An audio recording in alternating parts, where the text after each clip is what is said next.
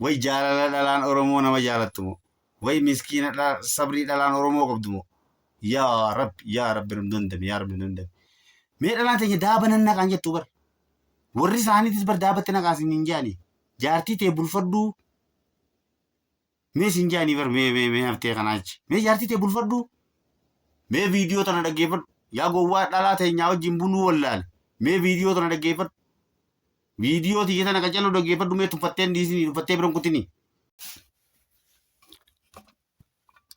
Assalamu alaikum warahmatullahi wabarakatuh. Ummata Oromoo hundinuu ummata Islaamaa martinuu arraan tanaa oduu ajaa'ibaa takkaan qabadhee dhufee oduun tiyyatuun ta arraan tanaa ta waa'ee dhalaa teenyaarraa haasa'amtu jechuudha.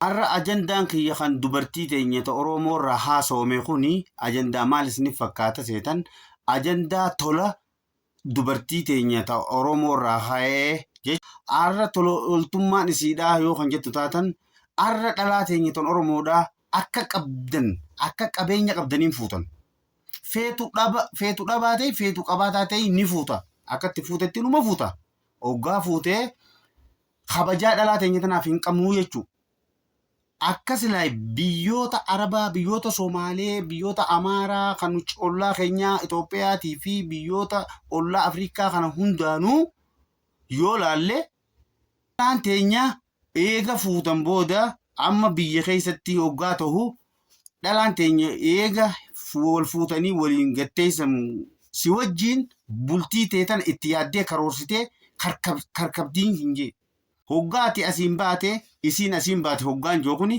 dalagaadhaaf hin baana eega heerumtee atiis fuutee bultii jaartan booda amma fakkeenyaaf biyya teenya baadiyyaalee garagaraa keessatti haa ta'u akkamtuu jira eega fuuteen booda hoggaa ooyiruu teetittiin bobbaate isiinis asiinii hojjaa kee qabattee si jala ooyiruu san deeytee bobeessaa isiitis guurattee qoonqoo horiidhaa jechuun guurtee wal gubbatti hidhattee duyda fe'attee gara manaa galti.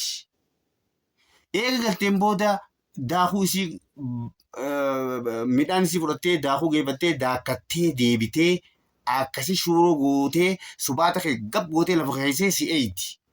Eegas boodaan siitu galgaluma kan amma siitu dura rafa isii dura isiin si booda rafti. Si booda raftee si dura ganamaas kaati. Akkasi kaatee karooraati bobbaateetii tana mala si dhoyti jechuudha. Way dhalaa Oromoo miskiina wallaahi. Mee fakkeenyaaf biyya Arabaa kana keessa maallaqa kana gadhiisanii fuudhaniiti dahabuu hundatti uwwisanii fuudhaniiti haya. Manuma teessee eeggatti. Haya. Amata meeqa dalagee fuudha jeeta amata 10-15 dalagee fuudha. Siigaltee nuti akka qabnu fuuna nuti. Haasumuunii takkan qabne dhibbata kan qabnees numa fuuna. Isaanis numa fuudhan.